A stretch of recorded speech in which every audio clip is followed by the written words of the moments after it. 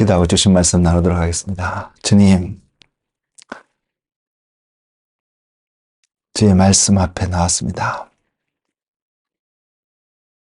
주의 음성을 듣게 하시며 그 말씀 앞에, 아니 그 말씀으로 말미암아 주님이 찾으신 바로 그 열매가 이 말씀을 듣는 한 사람 한 사람의 삶 속에 온전히 열매 맺어지는 그런 은혜를 더하여 주옵소서. 그래서 하나님께 온전히 영광 올리는 우리가 되도록 축복하옵소서. 말씀하여 주옵소서. 예수님 이름으로 기도드렸습니다. 아멘.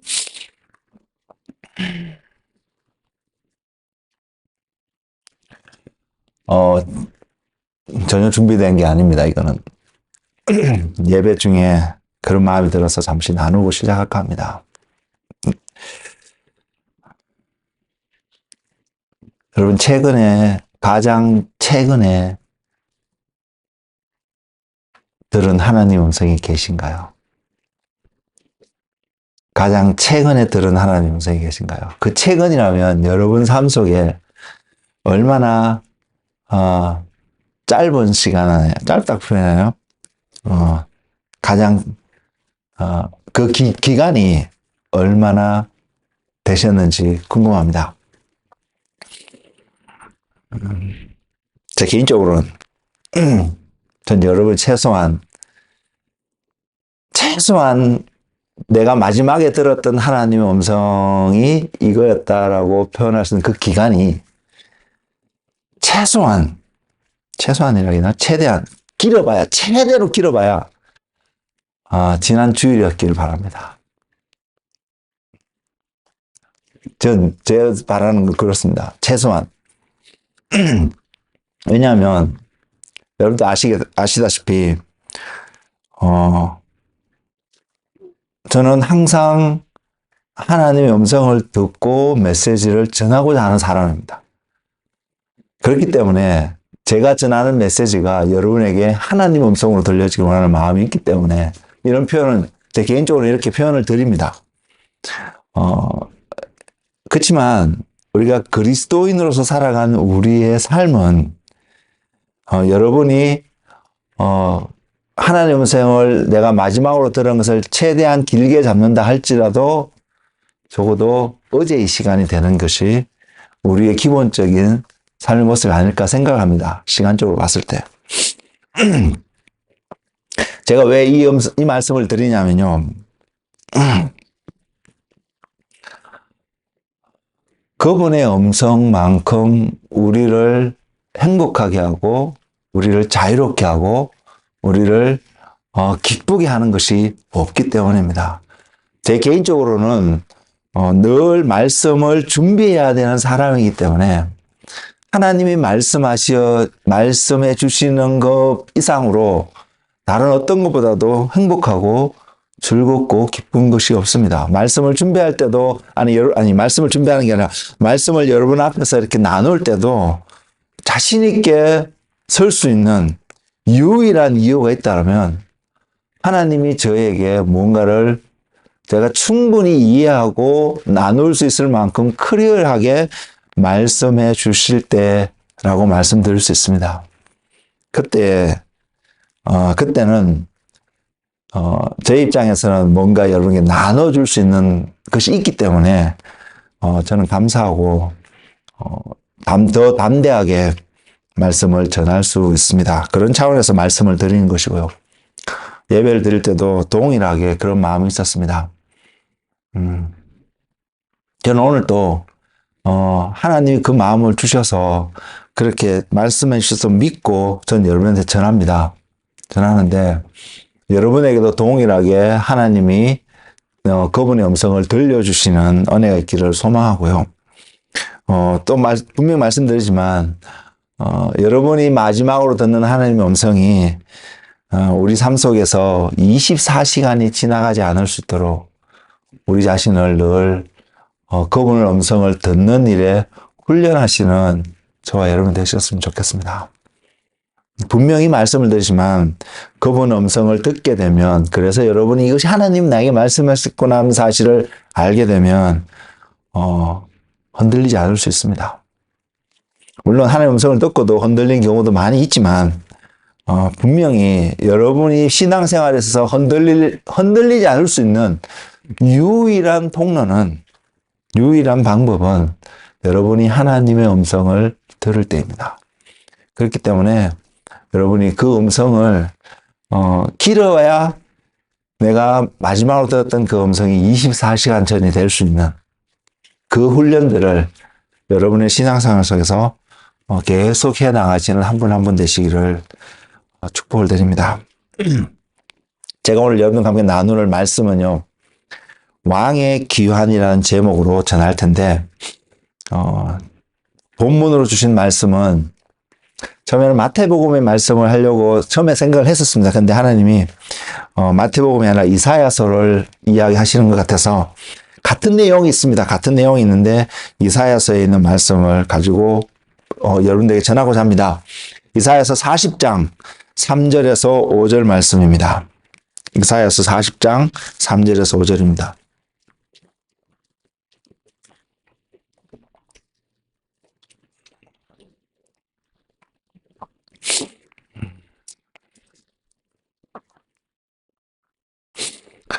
차신 줄 알고 제가 읽어드리겠습니다. 외치는 자의 소리여 이르되 너희는 광야에서 여호와의 길을 예배하라. 사막에서 우리 하나님의 대로를 평탄하게 하라. 골짜기마다 더두어지며 산마다 언덕마다 낮아지며 고르지 아니한 곳이 평탄하게 되며 험한 곳이 평지가 될 것이요 여호와의 영광이 나타나고 모든 육체가 그것을 함께 보리라. 이는 여호와의 입이 말씀하셨습니다. 아멘. 오늘 이 말씀이 여러분의 삶 속에, 여러분의 심령 속에 깊이 새겨지고요. 여러분이 지금부터, 과거에도 그랬다고 저는 믿습니다만은 지금부터 주님이, 우리의 왕이신 예수님이 오시기까지 여러분 삶 속에 왕이 오시는 그 길, 성경의 표현은 대로라고 표현되어져 있는데 그 길을 준비하시는 한 분 한 분 되시기를 주님으로 축복을 드립니다. 제가요, 지난 금요일 날, 이틀 전이죠. 이틀 전에 기도할 때 하면서 깨닫게 된 한 가지가 있습니다. 금요일 날 말씀 나누는 게 저는 굉장히 스트럭을 했거든요. 그러면서 그 기도의 시간을 통해서 하나님이 깨닫게 하신 것이 하나 있습니다. 그것이 뭐냐면, 그 표현이 뭐냐면, 첫사랑을 잃어버렸다라는 표현이었습니다.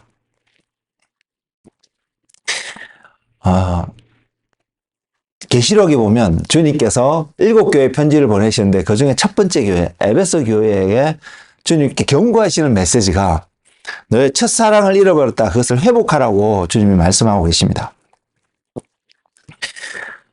에베소 교회의 첫사랑의 모습이 어떠했는지 잘 모릅니다. 성경에 자세히 설명하고 있는 것 같지는 않습니다. 그래서 그들이 회복해야 될 사랑의 모습이, 첫사랑의 모습이 어떠한 것인지 자세히는 알지 못하겠지만 분명히 주님은 그 교회를 향해서 그것을 외치고 경고하고 계셨습니다. 오늘날에도 여러분, 첫사랑을 잃어버렸다라는 주제를 가지고 전한 메시지들을 여러분 적어도 한 편 이상은 여러분 들어보셨을 것이라고 저는 생각을 합니다. 근데요, 저 개인적으로는요, 개인적으로는 이러한 제목의 메시지를 좋아하지 않습니다. 분명히 하나님, 주님이 말씀하셨고요. 성경에도 있는 표현입니다만은, 개인적으로는 그렇게 좋아하는, 선호하는 메시지가 아닙니다. 왜냐하면 그 이유는 이것입니다. 이것 때문에 이 메시지를 그렇게, 이 제목의 메시지 자체를, 그렇게 선호하는 것은 아닙니다. 왜냐하면, 우리가 생각하는 개념, 그 개념 속에 첫사랑이란 그 한 의미는, 더구나 제가 느끼는 한 의미는요, 열정적이고요, 순수하고요, 그것만 봐도 아름답긴 합니다. 그것이 잘못된 건 전혀 아닙니다. 하지만 그 사랑 안에는 제가 느끼는 느낌은 성숙함이 없어 보입니다. 그래서 저는 첫사랑을 회복해야 된다는 그 메시지 자체를 그렇게 좋아하는, 선호하는 사람은 아닙니다. 왜? 우리는 더군다나 마지막 시대를 살아가고 있고 다시 오실 주님을 만나야 되는데 그 주님을 준비하는 삶을 살아야 되는데 다시 오시는 주님 앞에 우리가 보일 것이 첫사랑 갖고는 저는 안 된다고 생각하는 사람이거든요. 첫사랑으로는 부족하다고 생각하거든요. 이것을 잃어버리는 것도 더더욱 문제지만 이 사랑으로 내가 주님 앞에 사랑했습니다 고백하는 것으로 충분하지 않다고 생각하는 사람이거든요. 그래서 이러한 제목의 메시지를 그렇게 좋아하는 스타일은 분명히 아닙니다. 그럼에도 불구하고 말씀에도 있고요. 이것이 의미하는 바가 무엇인지를 알기 때문에 중요합니다. 그리고 첫사랑을 잃어버렸기 때문에 그것으로 돌아가는 어떠한 형태의 신앙생활이 아니라 저는 중요한 것을 알고 그것을 기억하면서 그때 그 사랑에서 머물러 있는 것이 아니라 성숙되어진 머추어한 주님을 향한 사랑의 모습으로 우리가 자라가기를 원하는 마음이 있습니다. 그래서 첫사랑으로 돌아가는 것보다 더 성숙된 사랑으로 주님 앞에 나아가는 그 삶을 추구하고 있고요.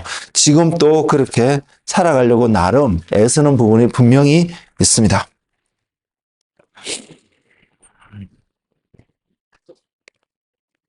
그럼에도 불구하고 지난 금요일에 주님이 제게 주신 한 음성은 첫사랑을 회복해야 한다. 첫사랑에 대한 메시지였습니다. 그것이 의미하는 바가 새롭게 다가왔던 금요일 날의 기도의 시간이었습니다. 그러면서 깨닫는 것은 우리가 잃어버린 것이 있거나 또는 우리가 잃어버려져 가고 있는 것이 있겠구나 하는 생각이었습니다. 여러분 만약에 주님이 여러분에게 첫사랑을 회복하라고 그것을 회복하지 않으면 에베소 교회처럼 내가 너를 촛대로 옮기겠다고 말씀하시는 음성을 들었다면 여러분이 잃어버린 첫사랑은 어떤 것이 있을까요? 각각 사람마다 다릅니다. 잃어버린 첫사랑. 주님을 처음 만났을 때 감격하고 그분을 사랑하고 그분을 바라보고 기뻐하고 즐거워했던 그때의 모먼트들을 우리 모두가 다르기 때문에 일률화시켜서 보편화시켜서 이것이 첫사랑이다 말씀드릴 수는 없습니다. 그러나 주님이 우리에게 여러분에게 그 말씀을 하신다면 분명히 우리는 뭔가를 놓쳐버리고 있는 부분이 있음을 생각해 볼 수밖에 없다고 생각합니다. 그래서 살펴보았습니다. 돌이켜보았습니다. 저희가 이곳에서 예배를 드린 지도 10여 년이 조금 더 넘어가는데 12년 정도가 지나가고 있는데 우리 안에 변화들이 있습니다. 처음에 함께 했던 분들은 또 안 계신 분들도 또 중간에 오셔서 우리와 함께 신앙생활하고 있는 분들도 분명히 계시고요. 그럼에도 불구하고 전체적인 숫자는 크게 변하지 않게 이렇게 유지하면서 가고 있는 부분이 있습니다. 어쨌든 사람이 오고 가고 하는 변화들이 분명히 있고요.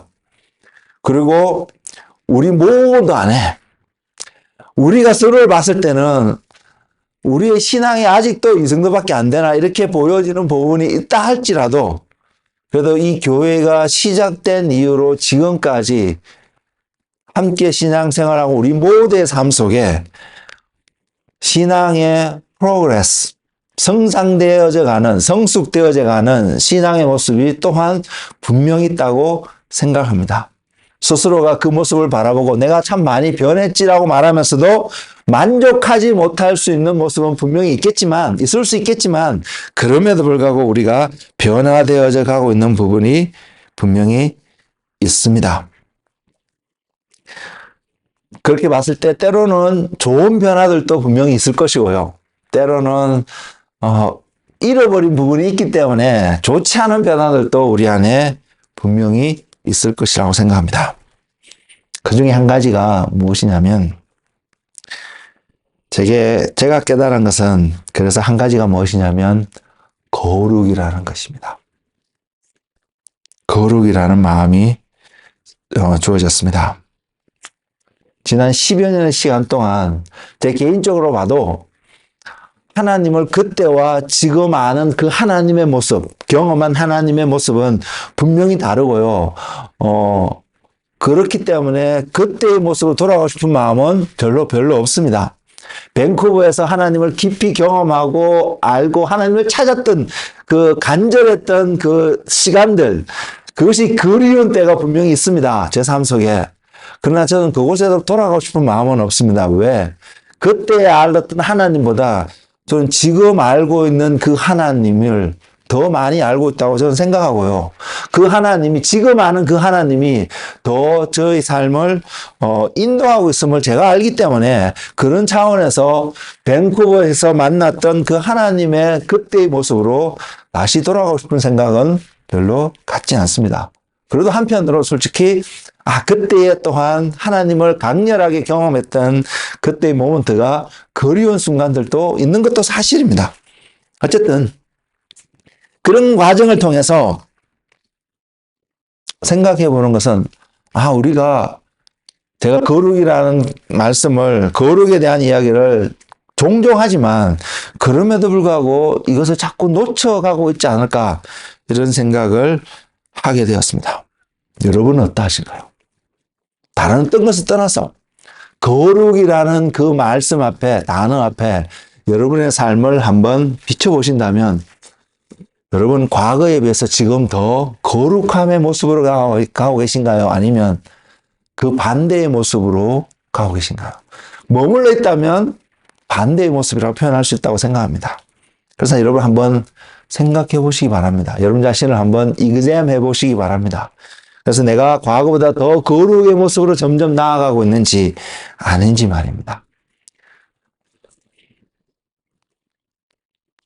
만일 그 이야기를 하기 전에 거룩에 대한 정의를 여러 가지 많이 할 수 있는데 저는 분명히 여러분에게 한 가지 드리는 정의가 있습니다. 그것이 뭐냐 하면 구별되어진 삶입니다. 그 삶이 어떻게 하든 우리가 구별되어진 삶을 살아야 되는 것입니다. 그것이 거룩의 한 모습입니다. 물론 그 구별되어짐의 기준은 세상으로부터 구별되어진 우리의 어떤 모습일 것입니다. 근데 세상으로서 구별된 그 모습이 하나님께 온전히 용납되어지고 받아들일 수 있는 모습이 될 때에 우리는 거룩한 삶을 살고 있다, 산다라고 분명히 말할 수 있습니다. 그래서 그런 차원에서 우리가 점검해야 할 우리의 삶은 내가 지금 세상으로부터 구별되어져서 하나님께 드려질 만한 그러한 삶을 살아가고 있는가, 우리는 생각해 보기를 원합니다. 그 첫사랑을 잃어버린 것을, 그래서 첫사랑을 잃어버린 것을 생각하면서 저에게 또 다가온 한 태도는 뭐냐면, 한 생각은 뭐냐면 주님을 향한 우리의 태도입니다. 저는 오늘 여러분에게 이 부분을 나누고자 합니다. 이사야서를 중심으로 제가 여러분에게 나누고자 하는 메시지의 핵심은 거룩도 아니고요, 첫사랑도 아니고요, 주님을 향한 우리의 태도인데 어떤 주님이냐면 왕이신 예수님을 향한 저와 여러분의 태도입니다. 저와 여러분의 삶입니다. 이것을 한번 말씀에 근거해서 우리가 생각해 볼 수 있는 시간이 되었으면 좋겠습니다. 신약과 구약 전체를 통틀어서요, 이 신약과 구약 전체를 통하면 여러분은 우리 쉽게 이 성경 66권 이것을 쉽게 생각할 수 있을 텐데 그러면 여러분은 하나님을 너무 모를 수 있습니다. 우리가 신약과 구약 전체를 통한다고 표현할 때 저와 여러분 이제부터 인식하기를 원하는 한 가지는, 하나님이 세상을 창조하시고 하나님 세상을 완성해 가시 다시 오실 그날, 그 모든 시간을 다 아우르는 표현이라고 여러분이 이해할 수 있기를 원합니다.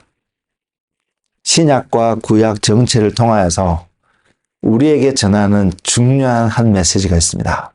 여러분 너무나 잘 알고 있고 저도 종종 이야기하고 있고, 그 메시지의 핵심 주제는 바로 예수 그리스도이십니다. 주님입니다. 그리고요, 그 주님에 대해서 이야기하는데 창세기부터 계시록까지 통틀어 흐르고 있는, 그 전체를 통해서 흐르고 있는 그 주님, 하나님에 대해서 표현하고 있는 것을 딱 한마디로 표현하면 통치하신 하나님, 다른 말로 표현하면 왕이신 하나님, 왕이신 예수님이라는 것입니다. 하나님이 왕이시기 때문에요. 통치하시는 분이시기 때문에 세상을 창조하셨습니다. 그리고 하나님이 다스리신 분이시기 때문에 그분의 약속하신 말씀대로 다시 한번 계시록 마지막 장에서 표현하고 있는 것이 예수님이 다시 오시는 그날이 반드시 다가올 것입니다. 그 모든 것을 아우러서 표현할 수 있는 표현이 저는 다스리신 하나님, 통치하신 하나님. 그래서 우리에게 소개되어진 주님의 모습은 왕이신 하나님이라는 사실입니다. 그러면 창세기부터 계시록 끝까지라 했으니까 인류의 시작부터 세상의 시작부터 세상이 끝나서 완전히 새로운 세상이 되는 그 시작점 그때까지 다 아우러서 우리는 표현하기를 역사라고 표현하고 있는 그 시간대 속에서 수많은 사람들이 살았습니다. 저와 여러분도 오늘이라는 시간대 속에서 지금 살아가고 있는 한 사람들이고요. 이 모든 사람들에게 전하고 있는 메시지고 그 메시지를 아멘으로 받는 사람들이라면 그 모두에게 반드시 나타날 수밖에 없는 삶의 태도가 왕이신 주님이, 왕이신 하나님이 오시는 것을 기다리는 삶이라는 것입니다. 여러분 보세요. 구약시대 사람들도요, 이때는 제가 말하는 이제 성경에서 말하고 있는 구약에 주님이 초림하시기 전에 오셨던 사람도 주님이 오시기를 기다렸습니다. 메시아 오기를 기다렸습니다. 신약시대를 살아가는 저와 여러분, 주님이 오시고 난 이후에 부활 승천하신 그 시대에 살아가는 저와 여러분에게 많은 가르침이 있지만 그 모든 가르침이 한 방향으로 우리를 인도하고 있는데 그 인도하고 있는 그 목적지는 단어 한 두 글자가 더 붙습니다. 다시 오시는 주님을 준비하는 삶입니다. 시대를 떠나서 모든 사람들은 왕이신 주님이 오시는 그것을 준비하는 삶을 살아야 될 것을 성경은 이야기하고 있습니다. 왕이신 주님이 오시기 때문에 우리를 위해서도 필요한 한 부분이 있는데 그래서 소개되어진 한 부분이 표현되어진 부분이 저는 이렇게 그래서 소개되었다고 믿게 되는 한 부분이 뭐냐면 구원자이신 예수님입니다. 주님이 구원자의 모습으로 저와 여러분에게 세상에 찾아오지 않았다면 세상 사람들은 더 이상 그 왕을 기다릴 이유도 없을 수 있습니다. 왜? 왕이 오신다는 것은 우리의 모두의 멸망을 이야기할 테니까요. 구원하시는 분이 아니시라면. 그러나 그 왕이신 그분이 오신 이유 중에 하나가 우리를 구원하시는 목적이 분명히 있기 때문에 우리들은 그분을 기다릴 수밖에 없는 또한 기다려야 되는 그러한 부르심이 있다고 분명히 말씀드릴 수 있습니다. 근데 그 구원자이신 예수님을 기다리는 삶이 강조적으로 나타날 수밖에 없었던 시대가 구약 시대라면 신약 시대를 살아가는 우리들에게 더 이상 구원자의 모습의 예수님을 기다리는 삶으로는 충분하지 않다는 사실을 우리는 기억하기를 원합니다. 그래서 신약 시대에 살아가는 사람들, 주님을 기다리는 왕을 기다리는 그 사람은 구원자이신 예수님을 기다리는 것이 아니라 왕이신 예수님을 기다릴 수 있는 삶이 되어야 합니다. 그렇다고요. 구속하시는 구원자이신 구세주이신 예수님을 가볍게 여기라는 그런 말씀은 분명히 아닙니다. 오해하지 마십시오. 그렇지만 우리가 좀 더 중심을 갖고 초점을 맞추고 바라봐야 될 주님의 모습은 왕이라는 사실입니다. 바로 오늘 우리에게 본문으로 주신 이사야서 40장의 말씀도요. 바로 그 왕이신 예수님을 이야기하고 있습니다. 이사야는 구약시대 때 살았던 사람입니다. BC 700년경에 산 사람으로 그 당시에 살았던 사람으로 우리에게 소개되어지고 있는데요. 그때는 초림하신 예수님이 임하시기 전입니다. 700년 전입니다. 700년 전에 분명히 이사야는 구원자이신 예수님에 대한 메시지도 분명히 전했지만 오늘 본문에서 볼 때도 왕으로 오시는 예수님을 이야기하고 있습니다. 하나님을 이야기하고 있습니다.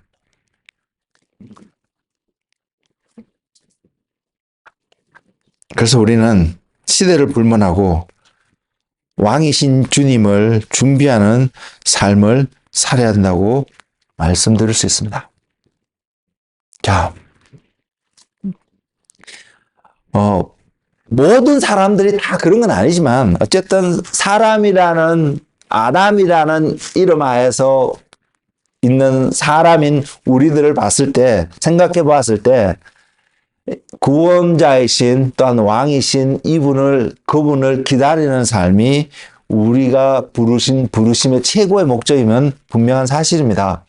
더구나 성경을 통해서요, 특별히 하나님이 아브라함을 통해서 부르시고 세우시고 이루어 가시고 함께 하시는 그 유대 민족이라는 이스라엘 사람들이라는 특정한 한 민족을 바라봤을 때 그들의 누구보다도 특별한 부르심이 있음을 분명히 알 수 있는데, 그래서 그들이 누구보다도 세상에는 어떤 민족보다도 메시아가 오실 것을 기다리고 있었던 민족이면 분명한 사실입니다.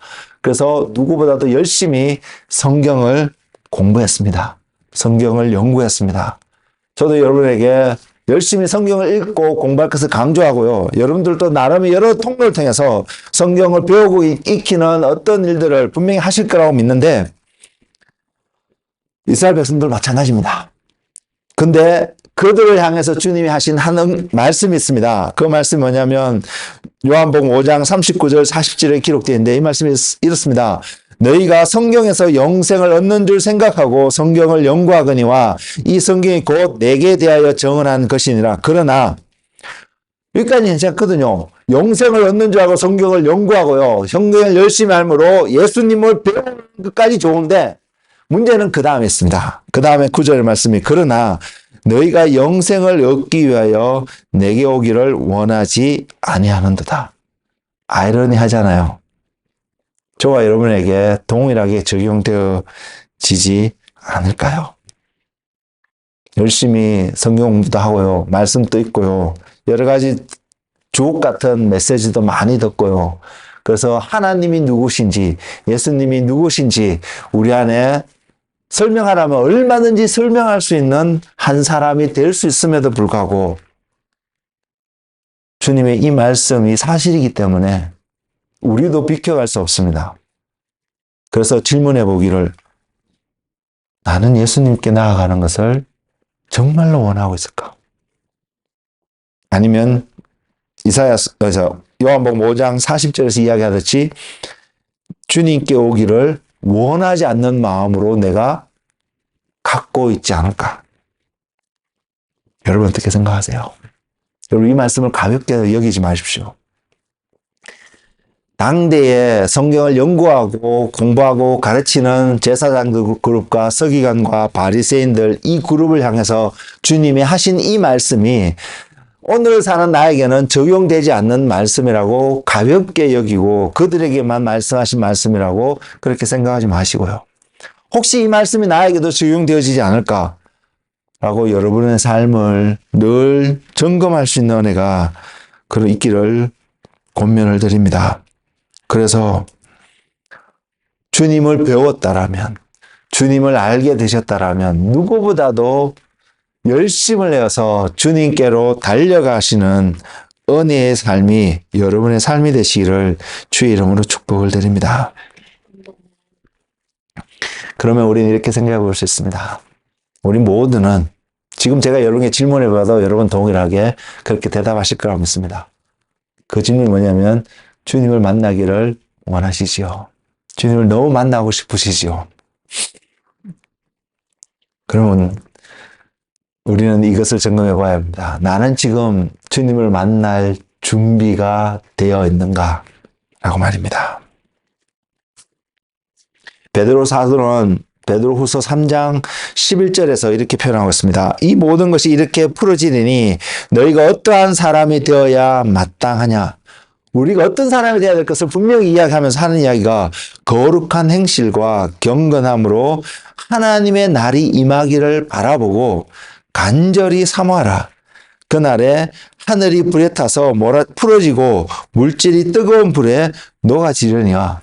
이 말씀이 정확하게 무엇을 의미하는지 솔직히 저도 잘 모릅니다. 하늘이 불에 타서 풀어지고 물질이 뜨거운 불에 녹아지려는 바로 그날이 어떠한 모습으로 우리에게 다가올지 저도 정확하게 말씀드릴 수는 없습니다. 주님이 아직 제게 깨우침을 주시지 않았기 때문에 저는 아직 모릅니다. 그렇지만 분명하게 우리에게 전하고 있는 한 메시지는 어떠한 사람이 되어야 될 것을 말하고 있는데, 그 사람의 모습은 거룩한 행실과 경건함으로 하나님의 날이 임할 것을 간절히 사모하라고 말하고 있습니다. 이 날은 분명히 심판의 날입니다. 근데 간절히 사모하라고 이야기하고 있습니다. 여러분, 그렇게 지금 살아가고 계신가요? 저도 부끄러운 사람입니다. 간절히 사모한다고? 내가 그럴까? 퀘션이 드는 사람입니다. 그러나 하나님의 말씀은 분명히 우리에게 거룩한 행실과 경건함으로 하나님의 날이 임할 것을 간절히 사모하라고 분명히 이야기하고 있습니다. 거룩한 행실과 경건함이 우리 삶 속에서 빌드업 세워지지 않는다면 하나님의 날을 바라보는 것조차도 싫어할 거라고 저는 생각이 드는데, 어쨌든 저와 여러분이 어떤 사람이 되어야 하냐면 하나님의 날을 임하기를 바라보고 간절히 사모하는 한 사람이 되어야 되는데, 그 사람 안에게 나타나는 특징이 거룩한 행실과 경건함이라는 것을 분명히 이야기하고 있음을 기억하시기 바랍니다.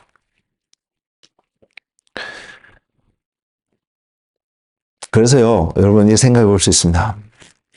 이 메시지는 분명히 구약에서도 분명히 전하고 있을 텐데, 제가 느낌은 구약시대에 사는 사람보다 신약시대에 사는 사람들에 더 강조되어지게 우리에게 전달되고 있다고 저는 느껴집니다. 왜냐하면요, 구세주이신 예수님만을 만나는 것이 한 목적이 된다면 우리 안에 거룩함은 요구되지 필요가 없다고 생각하는 부분이 있습니다.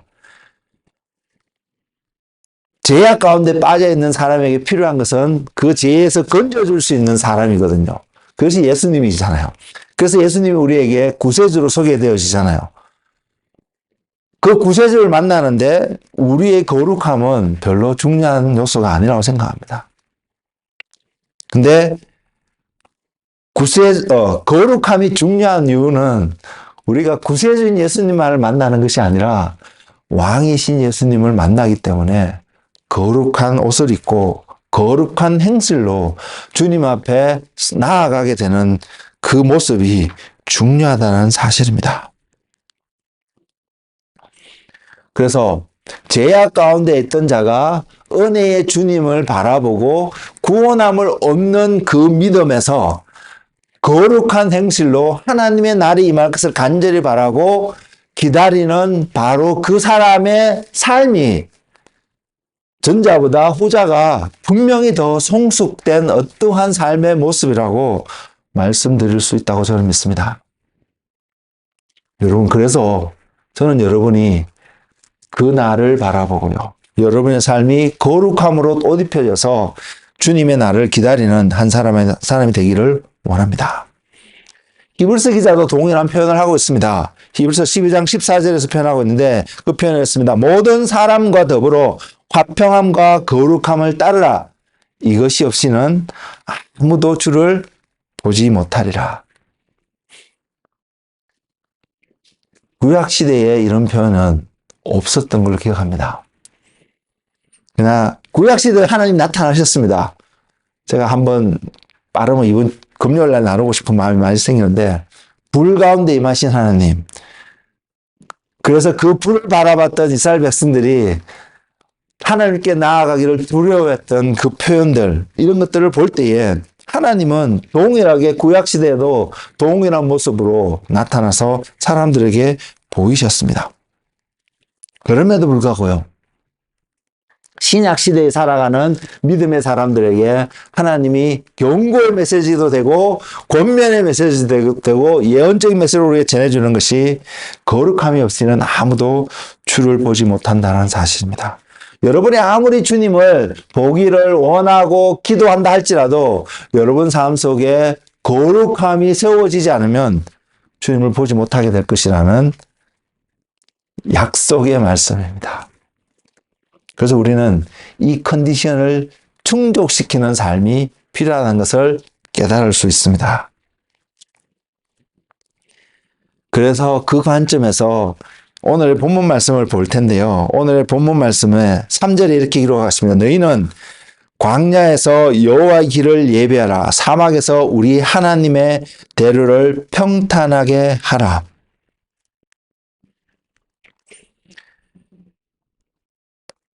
주님의 길을 예비하는 장소가요. 주님의 길을 예비하는 장소가요. 다른 곳이 아닙니다. 성경에 볼 때, 이 말씀을 볼 때 광야이고 사막입니다. 저와 여러분이 주님을 만나야 되는 장소가 광야이고 사막이라는 것입니다. 의도치 않게 제가 생각하고 계획하고 준비했는 것이 아닌데요. 의도치 않게 계속 몇 주간 언급하고 있는 메시지가 있습니다. 말씀이 있습니다. 그것이 뭐냐면 좋은 밭, 30배, 60배, 100배 열매를 맺는 그 밭의 모습을 자꾸 이야기를 하게 되는데 오늘 또 마찬가지입니다.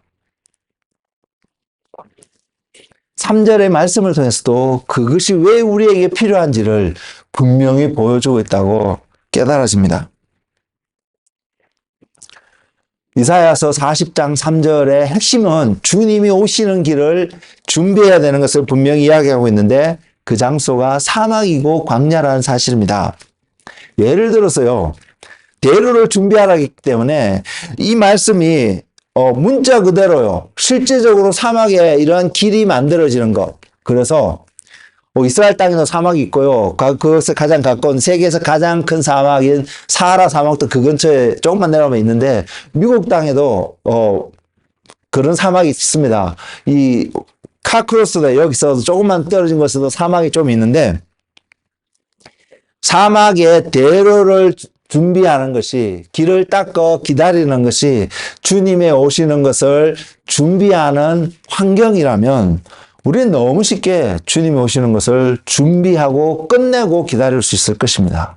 그러나 저와 여러분이 다 아시겠지만 광야에서 사막에서 여호와의 길을 준비하라는 이 말씀에 말하고 있는 그 광야가 우리가 표현하듯이 가서 차를 타고 비행기를 타고 가면 볼 수 있는 그런 그 광야와 그런 사막이 아닐 것을 우리는 분명히 알고 있습니다.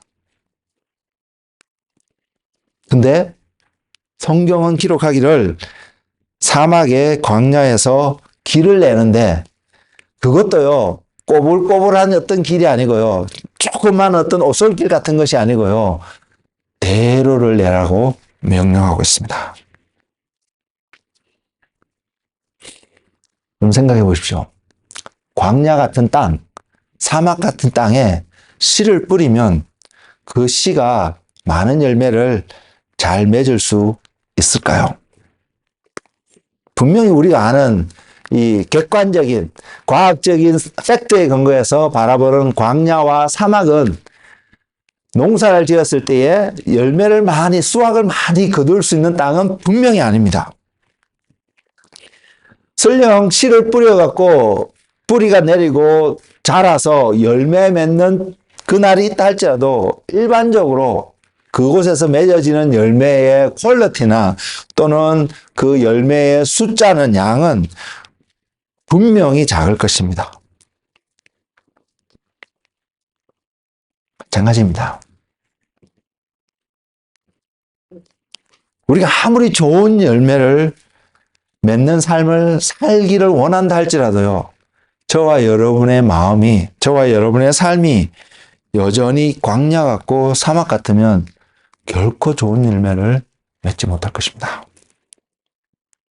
그 말은 주님이 광야 같고 사막 같은 여러분 저의 마음속에 임하시지 않을 거라는 것입니다. 왕으로서요. 그리고 우리는 왕으로 오실 주님을 기다리고 있는 사람이거든요. 그래서 우리가 기억해야 될 것은 이 광야에, 이 사막에 대로를 건설하라는, 대로를 만들라는 하나님의 음성을 기억하는 우리가 되기를 원하고 그 길을 준비하는 저와 여러분의 삶이 되기를 원합니다. 이스라엘 백성이 출애굽한 사건은 우리가 너무나 잘 알고 있는 사건입니다. 그들이 광야에서 보낸 시간이 40년의 기간이었습니다. 그러나 그들의 목적은 광야에서 보내는 것이 아니었습니다. 그들의 목적은 가나안 땅입니다. 그래서 40년의 기간은 그들이 가나안 땅에 들어가기 위한 준비 과정이었다고 말할 수 있습니다. 릭조엘 목사님의 책 속에 그 표현을 참 잘하고 있는데요. 하나님이 40년의 시간을 걸려서 이스라엘 백성들의 삶 속에 녹아져 있던 애굽을, 세상을 제거했다는 표현이었습니다. 자, 그렇다면 저와 여러분도 시간이 얼마나 걸리든 떠났어요. 우리도 무엇을 생각해 보냐면 내 안에 있는 광야 또는 내 안에 있는 애굽, 내 안에 있을 수 있는 세상을 제거하는 삶이 필요하다는 사실을 우리는 기억했으면 좋겠습니다. 성경에 주님의 오심을 준비하는 대표적인 중요한 한 인물이 있습니다. 여러분 잘 아시겠지만 그 인물은 세례 요한입니다. 사람들이 그에게 와서 너는 누구냐? 라고 물었을 때 그가 했던 이야기는 이사야서의 말씀을 인용해서 이야기를 했습니다. 그리고 말하기를 광야에서 외치는 자의 소리라고 분명히 했습니다. 그래서 저와 여러분이 먼저 생각했던, 많은 사람들이 생각했던, 세례 요한의 의복이나 음식들이 이 기름진 음식을 먹고 건강한 좋은 어떤 것들 먹고 좋은 옷을 입고 있는 사람이 아니었기 때문에, 또한 그를 만나려고 해서 사람들이 나갔던 곳이 또한 그 광야와 같은 곳이었기 때문에 그가 그러한 데절트에, 실제적으로 광야인 지역에서 메시지를 외치는 한 사람으로 우리에게 많이 다가왔습니다. 저도 그렇게 생각을 많이 했습니다. 근데 이 메시지의 핵심은 세례 요한은 그러한 사막, 사람들이 없는 곳에 하나님의 메시지를 전하는 자로 부르심을 입은 자가 아니라는 것입니다. 그는 광야에서 외치는 자의 소리로 하나님의 음성을 전달했지만 그 광야는 사막이나 그런 곳이 아니었다는 사실입니다. 하나님의 음성이 들려지는 광야. 아니, 하나님의 음성이 들려져야 되는 광야. 바로 저와 여러분의 마음이라는 것입니다. 사람들의 마음이라는 것입니다. 세례 요한의 외침은요, 바로 광야 같은, 사막과 같은 마음을 가지고 살아가고 있는 사람들에게 들려진 하나님의 음성이었다는 사실입니다.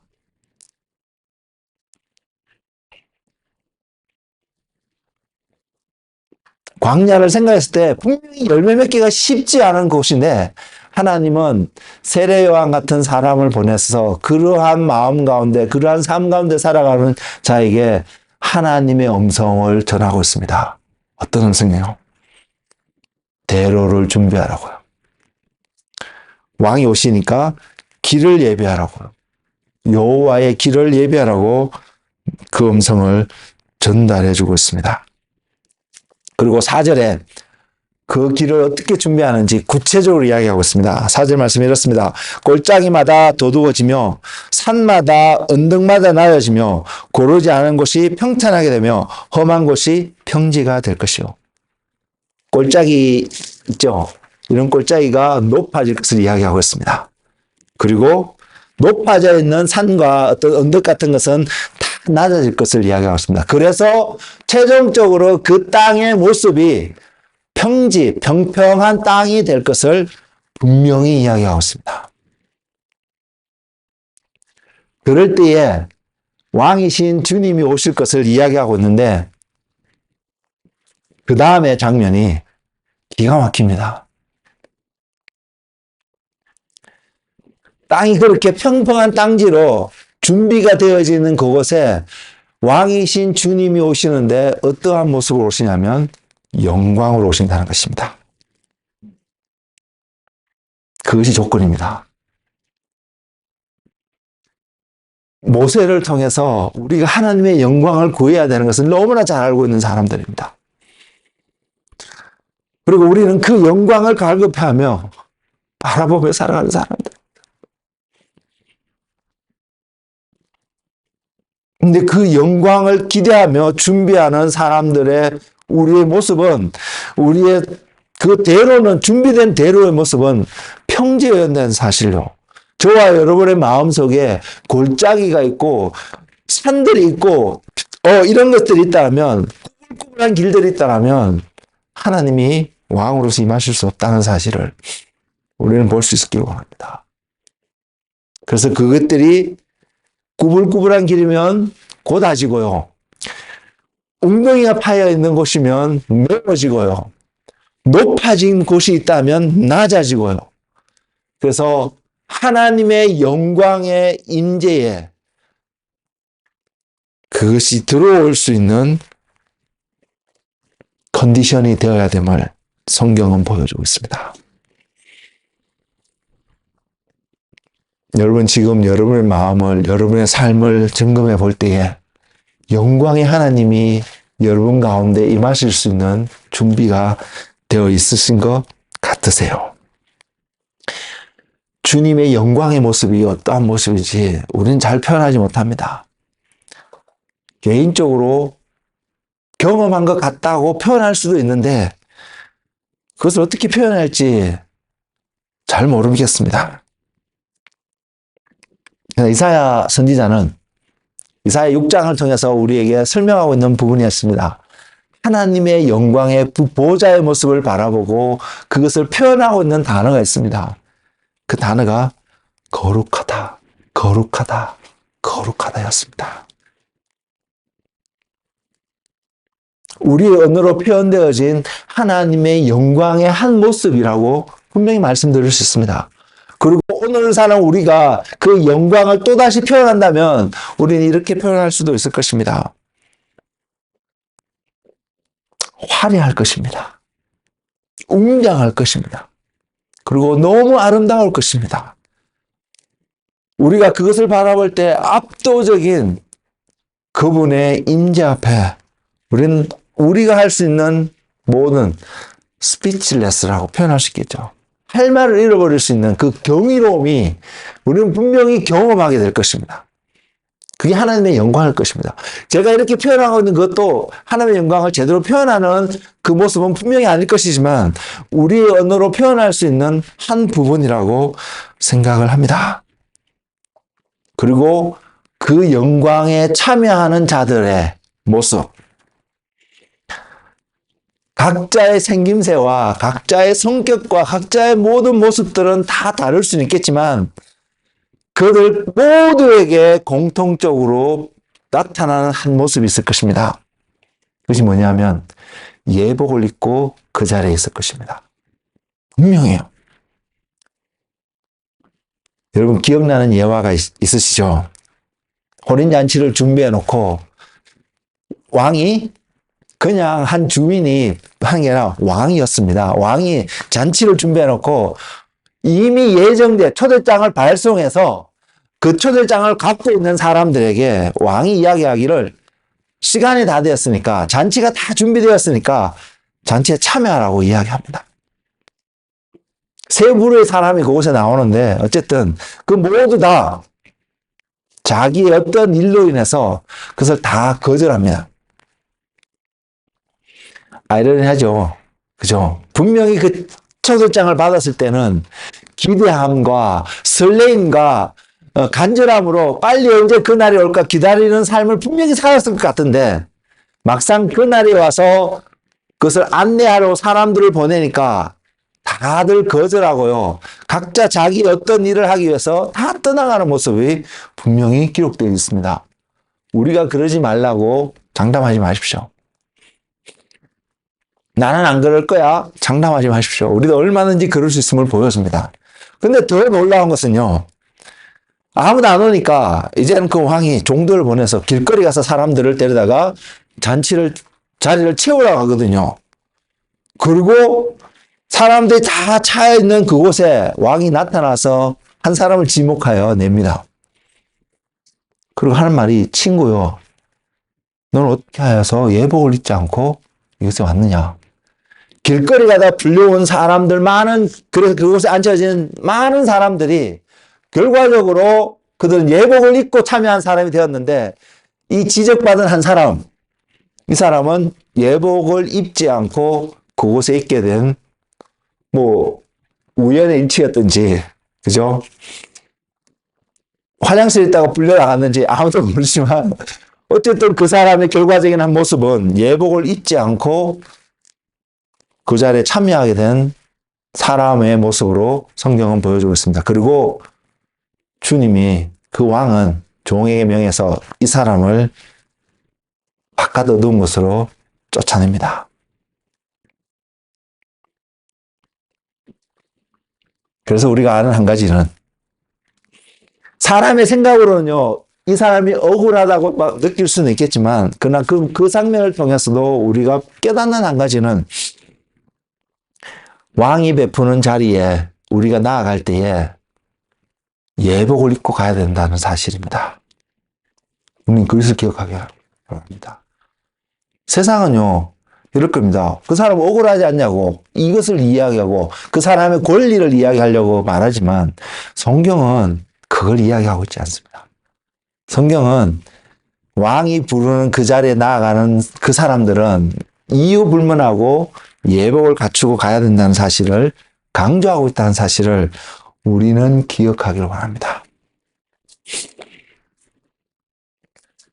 그것을 통해서 또한 깨닫는 것은 주님이 시대를 불문하고 그 날을 준비할 것을 전하고 있습니다. 그러나 그 날은 갑자기 임할 것입니다.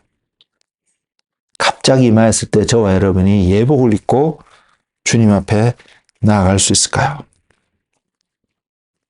사랑하는 성도 여러분, 왕이 오십니다.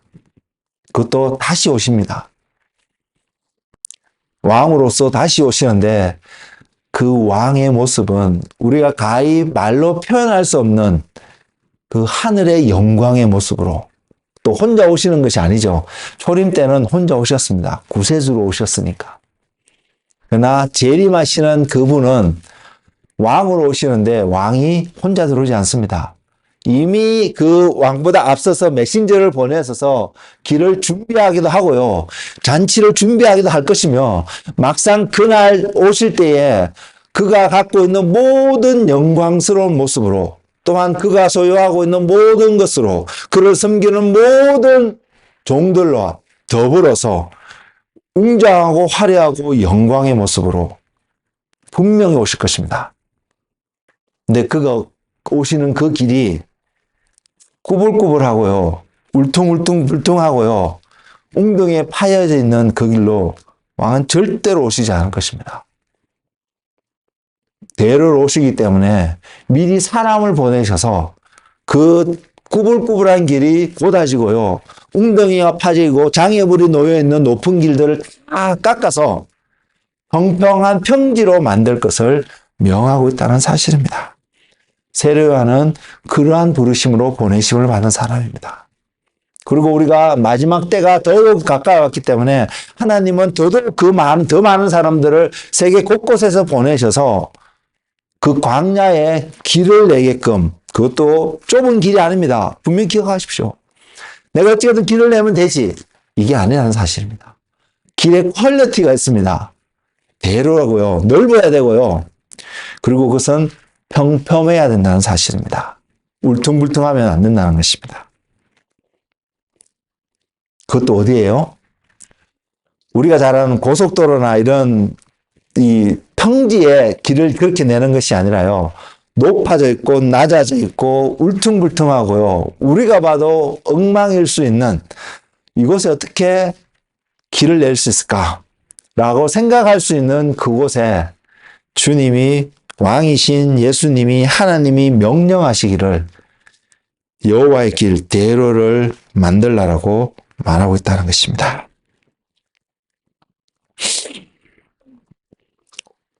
오늘날 우리 사회에서 사용하는 한 용어가 있습니다. 그 용어가 뭐냐면 레드 카펫이라는 용어가 있습니다.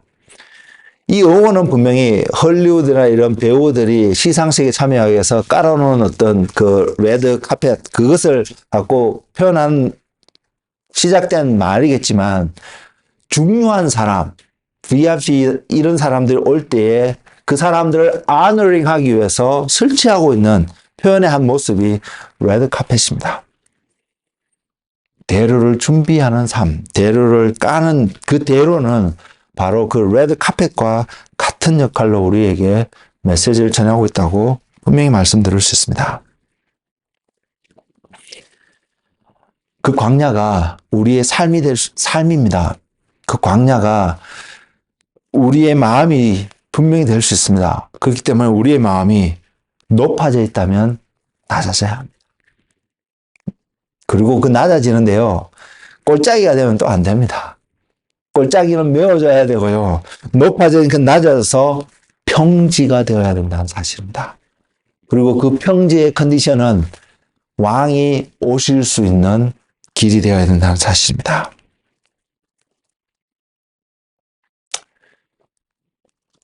이것이 무엇을 의미할까? 여러분 생각해 볼 수 있는데, 어쨌든 우리의 마음에 미워함이 있고 교만함이 있고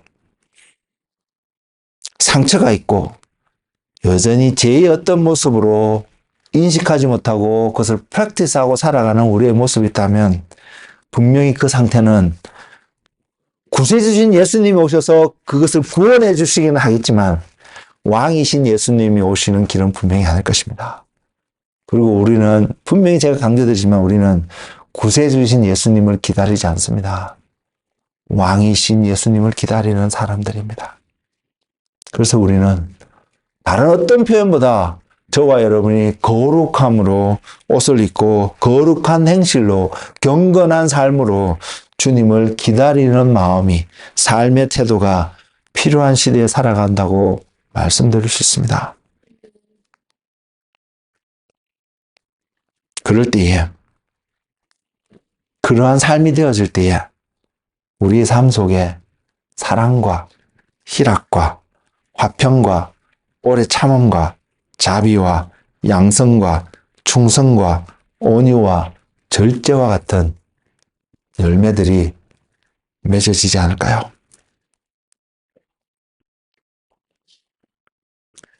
지금 여러분의 삶은 광야와 같은 삶인가요?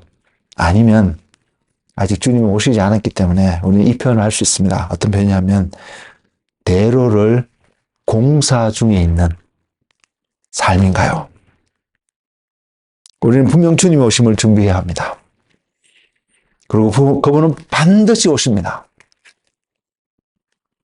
그리고 오시는 그분은 왕으로 오실 것입니다. 우리는 이것을 기억하길 원합니다. 여러분은 왕이신 주님이 오시는 그 주님을 맞이하실 수 있는 준비가 되어 가고 계신가요? 기도하겠습니다.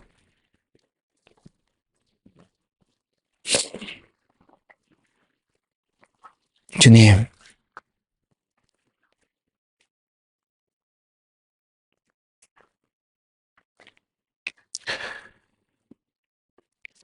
우리에게 들려주신 음성이 있습니다. 주님께서 우리에게 전하는 메시지는 너희는 광야에서, 사막에서 주님의 길, 여호와의 길을 예배하라. 사막에서 우리 하나님의 대로를 평탄하게 하라. 골짜기마다 도두어지며 산마다 언덕마다 낮아지며 고르지 아니한 곳이 평탄한 곳이 되며 험한 곳이 평지가 되는 길을 만들라고 우리에게 명령하고 계십니다. 그리고 그 길을 통해서 영광의 하나님께서 오실 것을 약속하고 계십니다. 주님이 베드로 사도를 통해서 또한 말씀하시기를 거룩한 행실과 경건한 모습으로 하나님의 날이 바라보며 그 날이 임하기를 간절히 기다리라고 명령하고 계십니다.